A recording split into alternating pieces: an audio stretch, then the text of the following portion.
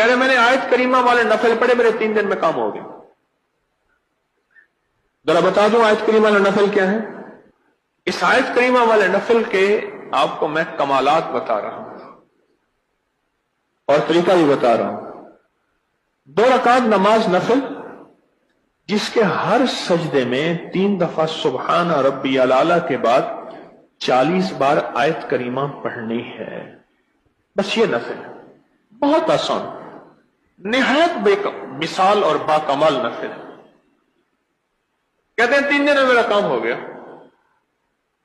2 رکعت نماز نفل جس کے ہر سجدے میں 3 دفعہ سبحان ربی الاعلی کے بعد 40 بار آیت کریمہ گڑ گڑا کے، بھکاری بن کے، محتاج بن کے، سائل بن کے، منگتا بن کے، عاجز بن کے پڑھنی ہے۔